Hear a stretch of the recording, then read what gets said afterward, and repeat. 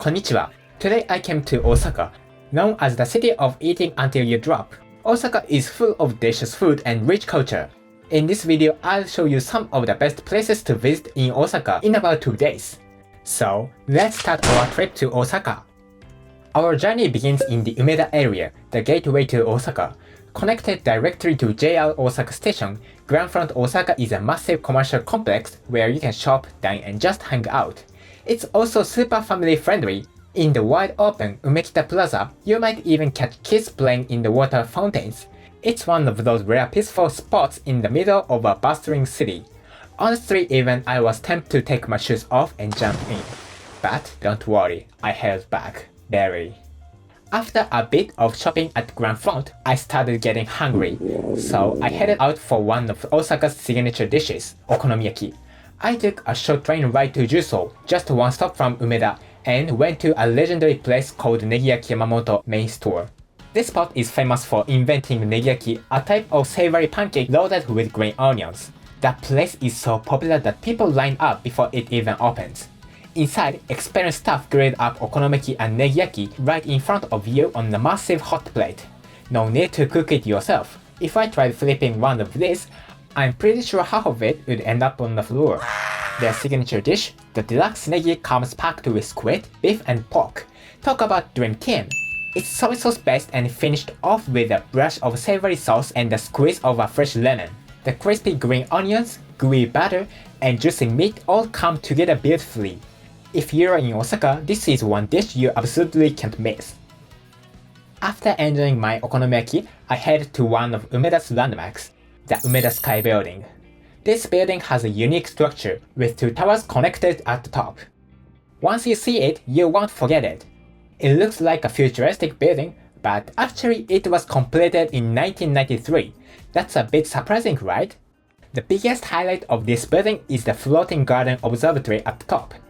It's about 173 meters above the ground. First, you take a first elevator up to the 40th floor. Then ride a glass-covered see-through escalator to the rooftop. This escalator is quite thrilling. Since you can see straight down below, people who are afraid of heights might get a bit nervous. But don't worry, I was scared too. But feeling of being put into the view of Osaka is something you should experience at least once. When you reach the observatory floor, a 360-degree view spreads out in front of you. To the east, you can see Osaka Castle, and to the west, the city of Kobe and Osaka Bay. I visited around noon, and the city looked very clear in the daylight. You can really understand how Osaka is built as a city. Night views are romantic, but daytime views are also impressive. You can see all the buildings around Umeda Station and even distant mountains. It made me realize that Osaka has more greenery than I thought. After enjoying the view, I took a short break at the Cafe Sky 40 on the observatory floor. If you sit at the window counter seats, you can relax while looking down at the view. I ordered matcha ice cream. It was rich but smooth with a slightly bitter taste. A very grown-up flavor. The ice cream is also very delicious. And for some reason, eating matcha ice cream at this height made it taste 20% better. A couple next to me was happily sharing one, but I ate mine all by myself in silence. The ice cream and the view were enough for me. Actually, being alone let me fully enjoy the flavor. That's a win, right? By the way, if the weather is nice during the day, you can also go out to the Lumi Sky Walk on the rooftop. You'll feel like you're walking in the sky while feeling the wind. Looking down at Osaka through the glass fence is powerful, and you'll really feel like you're in a different world. The Umeda Sky Building is a special spot in Osaka where you can feel like a kind of peaceful space in the sky. It's different from the busy food and entertainment areas, and you get to enjoy the sky and the city at the same time. Oh, and let me say this one more time. You have to eat the ice cream. It's a must. After enjoying the comfort of the city at Grand Front and the sky-high experience at the Umeda Sky Building, I thought maybe it's time to explore some history. So I headed to Osaka's most famous symbol, Osaka Castle. While walking through the huge Osaka Castle Park, I could see the white walls and green roof peeking out from between the trees. But when I finally saw the main tower, I got really excited, and standing in front of it. Wow, it's big. About 55 meters tall, the castle stands proudly on top of a stone wall, just like a true ruler's fortress. Built by Toyotomi Hideyoshi, Osaka Castle has a strong and powerful presence. Or so I thought. When I got closer, I felt something was strange. Wait a second, isn't this a bit too clean? And why are the walls kind of shiny? Then I read the sign and understood. The current main tower of Osaka Castle was rebuilt in 1931 using reinforced concrete. Yes, it's basically a modern building dressed like a medieval castle. The inside is actually full of great exhibits. You can learn about the life of Hideyoshi, see samurai armor, swords, and models of the castle's structure. If you like history, you'll love it.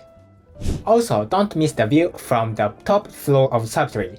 You can see all of Osaka City, and the view of the Green Park against the tall city building is a strange but cool contrast. It really feels like a place where the past and the present meet. Plus, there is a small hole in the wall of Osaka Castle, and people used to shoot guns through it to fight off enemies. I tried pretending to shoot from it too. But yeah, don't do that subtly.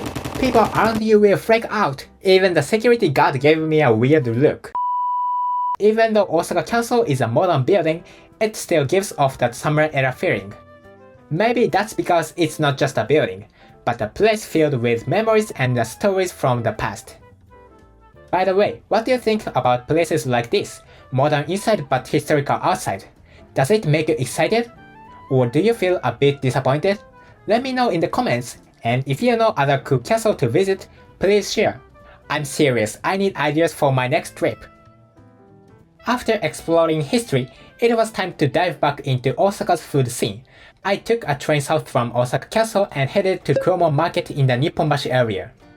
This place is often called Osaka's kitchen because it used to be a market full of fresh seafood, fruits, and other ingredients, but recently it's become super popular with tourists as a street food spot. Even though it was a weekday, the market was packed with tourists. At the store selling big grilled shrimp and sushi, I saw lots of foreign visitors. But just as people say, the prices are definitely tourist level. To be honest, they were really high. I even heard someone say a single bite-sized Wagyu beef skewer cost 2,000 yen. That's a bit much for casual snacking. The fresh sea urchin and oysters looked tasty too, but my wallet was screaming. In the end, I just walked around and didn't buy anything. For lunch, I slipped into a set meal chain restaurant called Yayuken near the market. Sitting at the counter, I enjoyed a hamburger steak set meal. It was tasty, reliable, and reasonable priced. In my heart, I couldn't help but say, did I really come all the way to Osaka just to eat at Yayuken? But sometimes you just have to go with the budget. If you spend too much during your whole trip, your wallet won't survive. After recharging with this everyday style lunch, I was ready to continue sightseeing again. With my stomach full, it was time to explore the busy Minami area. After walking a bit from Nipponbashi, I arrived at the Shinsaibashi shopping street, a covered arcade that stretches more than 600 meters. This shopping street has been around since the Edo period and is packed with fashion stores, drugstores, souvenir shops, and restaurants all lined up close together. Even on a weekday afternoon, the place was full of shoppers and the arcade was hot and lively. Just walking through it, you can feel the energy of Osaka. It really feels like, yes, this is what walking around Osaka is all about. I joined the crowd, window shopping along with young people hunting for vintage clothes in Amerikamura and tourists carrying huge shopping bags. At one point, the crowd was so thick that I almost ended up photobombing a random family picture. Once I got through Shinsaibashi, the famous Dotonbori area appeared right in front of me. Suddenly everything opened up, bright neon signs, giant crab decorations, and other flashy Osaka-style signs jumped into the view. As the sun went down and the city lights turned on, the area along the Dotonbori River felt like a festival. People were taking photos in front of the famous Greek running man sign, and tourists walked up and down the riverside path. I could feel that Osaka's energetic night had just begun. And of course, when you are in Dotonbori and feel like a bit hungry again, you cannot live without eating takoyaki. Dotonbori is full of takoyaki shops, but one of the most popular is Takoyaki Doraku Wanaka. I got in line right away and bought 8 fresh hot takoyaki balls. While they were still hot, I bit into them, and the dashi flavor filled my mouth. The butter was fluffy and soft, almost like you could drink it. The pickled ginger and green onions gave it a nice kick, and I finished them all in no time. That soft, melty feeling when you bite into fresh takoyaki, that's what real Osaka takoyaki tastes like. After eating, I took a walk around Dotonbori to help with digestion, and that's when I ran into the famous Kuidaore doll. Many of you might have seen it before, a clown-like figure in a red and white outfit, silently starting while beating a drum. Behind him, there is a souvenir shop with Kuidaore towel goods and octopus keychains. The souvenirs are very unique. You might even think, who would buy this? But that's the charm of Osaka. As I walked along the Dotonbori River, all the signs and neon lights kept tempting me with more food. I had just eaten takoyaki, but Osaka has so many more local dishes to try. For dinner, I was aiming for Kushkatu, it means deep fried skewers. So I headed to popular spots called Kushkatu Shirotaya. I took a seat at the counter and started with a lemon sour. When you're traveling, no matter how much you drink, you don't feel guilty. That's the best part. And hey, this is Osaka, that's the kind of city it is. Here's what I ordered. Beef kushikatsu, chicken, fish, onion, and egg. First, the beef kushikatsu. The butter was incredibly light and crispy. When I bit into it, the juicy flavor of the meat filled my mouth. Just with this one skewer, I thought coming here was totally worth it. Next came the chicken tender. It added a refreshing touch to the lineup, which could easily get too greasy. I really appreciated that kind of balance. The onion skewer was sweet and perfectly cooked. It wasn't just a side item. It could totally be the main star, and the egg had a fun pop when I bit into it. It was a perfect little break between the heavier skewers. Then, just when I thought, okay, I'm full, maybe it's time to wrap up, I was just about ready to leave, stomach completely full. But I noticed a little sentence at the corner of the menu, write a review and get free strawberry ice cream. Of course I had to. So I quickly write a review on my phone and sure enough, they brought me a strawberry ice cream. The light sweetness was perfect after all that fried food. And it was free. It felt a bit sneaky, but I have to admit, it totally worked. I felt feeling very satisfied. With the takoyaki I had earlier in the day, I realized I had reached full-on Kuidaore mode. Osaka really lives up to its nickname. If I had more room in my stomach, I would have kept going. But this time, I had to stop here. Next time I'll come with a stronger stomach and a bigger appetite.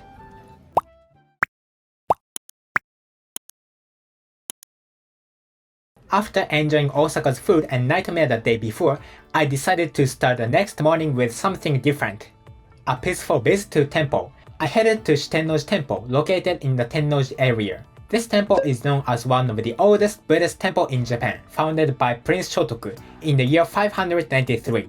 Even after more than 1,400 years, this temple still stands quietly in the middle of the city, filled with both calm and dignity, welcoming every visitor with a gentle presence. Once you walk through the stone torii gate at the entrance, it feels like stepping into another world. The noise of the city fades away, and the peaceful atmosphere fills the temple grounds. The buildings and the 5-story pagoda are neatly arranged, and though they've been damaged by fires and wars many times, they've always been rebuilt. Even now, they still show the traditional style from the past, like a time capsule of architecture. One thing that stood out to me was a monument called the Temple Ring at the center of temple grounds. It's a symbolic Buddhist object that represents spreading the teachings of Buddha. Visitors spin it once while making a wish. It's kind of prayer. As I walked through the grounds, I heard birds singing clearly, something you wouldn't expect in the middle of the city. Walking on the clean stone path made me naturally straighten my posture. I didn't think a place like this exists in modern Osaka, surrounded by tall buildings but filled with fresh air. Unlike the busy tourist spots, here you can enjoy the rare luxury of simply being still and quiet. Shitennoji isn't just a tourist attraction, it's a place to reset your mind. Even if you don't know much about Buddhism, you will still live with something meaningful. If you want to safety both your stomach and your spirit in Osaka, I highly recommend visiting this temple. After calming my mind at Senji Temple, I walked about 15 minutes to my next stop. If you want to feel the deep culture of Osaka, you cannot miss this place, Shinsekai and its symbol, Sutenku Tower. This area still has the feel of good old Showa era Japan. Just walking through it, you have slipped back in time. There are izakayas in Janzan Yokocho Alley, retro game arcades, shooting galleries, and right in the center stands Sutenkaku, a 108-meter tall tower proudly watching over Osaka's sky. And of course, I went up, or rather, I got in line to go up, for 1 hour. And at one point I thought, wait, was this place always this popular? But I had already committed, and with some kinds of mysterious sense of duty, I stayed in line. Finally, I made it to the observation deck. So, how was it? Well, it was okay. I mean, it wasn't bad or anything, but it didn't have the height of the Umeda Sky Building, or the historical impact of Osaka Castle. The view from the observation floor was more like, yep, I'm looking at Osaka from a kind of tall building. Maybe because there are more high rises around now, the view felt a bit closed in. I even found myself looking out toward the distant skyline and wondering, was this really worth a 1 hour wait? Not that anyone was going to answer. But there was one thing that did catch my attention, the Sutenku Tower slider, which opened in 2022.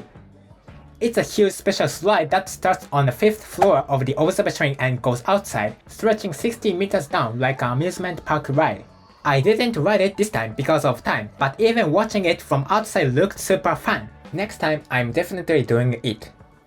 After leaving Sutenkaku, I thought, since I'm already in Shinsekai, why not try out some retro style fun? So I headed to one of the old-fashioned shooting game stalls lined up along the street. It totally gave off that classic Japanese festival vibe. Colorful snacks and nostalgic toys packed onto shelves, and just looking at everything got me excited. And I thought, I'm a tourist, so I might as well try it once, and handed over 500 yen.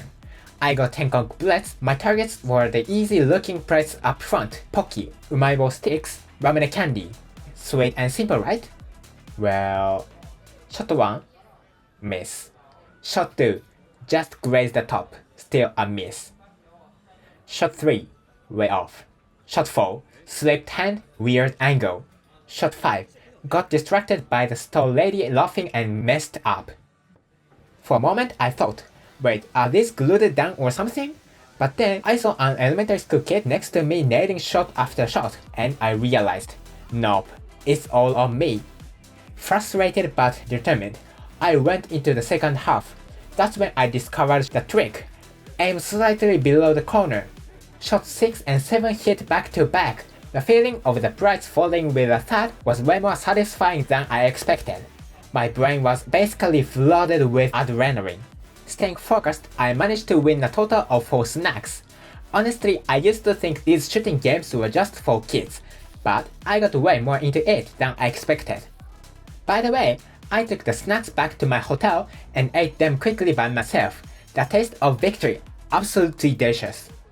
Osaka is a city packed with variety, from historical landmarks to casual street food, from modern shopping complex to deep, local neighborhoods. Everything is tightly packed into one amazing place. One moment, you are seriously visiting an Asian temple, and just a few hours later, you are digging into okonomiyaki and laughing at funny Osaka-style signs. That mix of food, culture, and humor, I think that's what makes a trip to Osaka so special. Thank you so much for watching until the end. See you on the next trip. I hope your time in Osaka will be a truly wonderful experience.